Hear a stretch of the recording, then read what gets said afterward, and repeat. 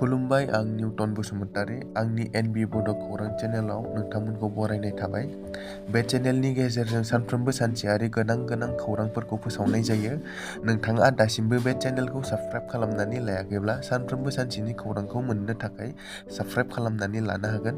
लोगोसे बेल आइकनखौबो क्लिक खालामनो हागोन जाहाथे खौरां फोसावनाय लोगो लोगोनो नोंथांनाव गिबिसिन खौराङा सहैयो।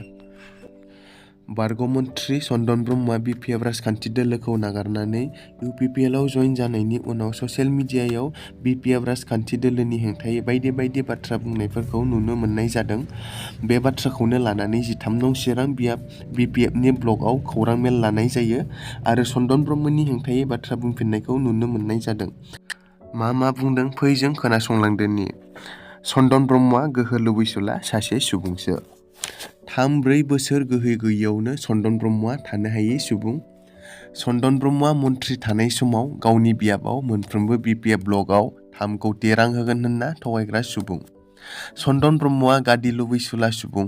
बिनि इउपिपिएलआव थांनानै एमएलए जानो नागिरनाय सिमांआ माब्लाबाबो जाफुङा। बिथांनि बुंनाय बाथ्राया नंखाय गावनि माखासे सार्थखौ लानानै बुंनाय रावसो।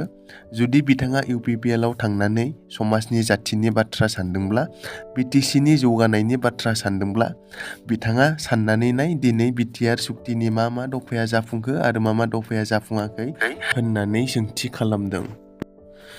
दानिया फैदो गुबुन मोनसे खौराङाव। दुखुनांथाव खौरां बर' हारिनि थाखाय मेंनाय गैया बानाय गैयाजासे खामानि मावबाय थानाय दुलाराय बर' फरायसा आफादनि आफादगिरि दिपेन बर'नि आंगो बिफा आदुला कछारी बर'आ थांनाय हराव बे बुहुमखौ अरायनि थाखाय नागारलांबाय। मोनथिनो मोननाय बादिब्ला दिपेन बर'नि बिफा आदुला कछारी बर'आ गोलाव समनिफ्रायनो बेरामजों भुगिना दंमोन आरो बेखौ गुवाहाटी नोगोराव थानाय गुवाहाटी हेल्थ सिटियाव फाहामथाय लाबाय थादोंमोन। नाथाय दुखुनि बाथ्रा बिथां आदुला कछारी बर'खौ फाहामथाय होबाय थादोंमोनब्लाबो बिथांखौ फाहामथाय होनायाव जाफुंसाराखैसै। नोंथांनो इ-रिक्सानि गोनांथि जादों नामा?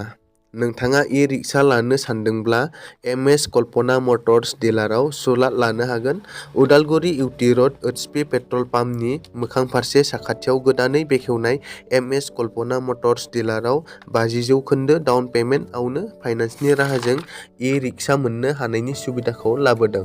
नोंथाङाबो लानो गोसो दंब्ला बे जानबुं नाम्बाराव कल खालामनो हागोन एबा रायलायहरनो हागोन। गोजोन्थों दिनैनि खौराङा बेखिनियानोमोन। नोंथांमोनखौ आंनि गोसो गोरबोनिफ्राय गोथार बैसागोनि मुङाव हामग्लायनाय जासिहरबाय।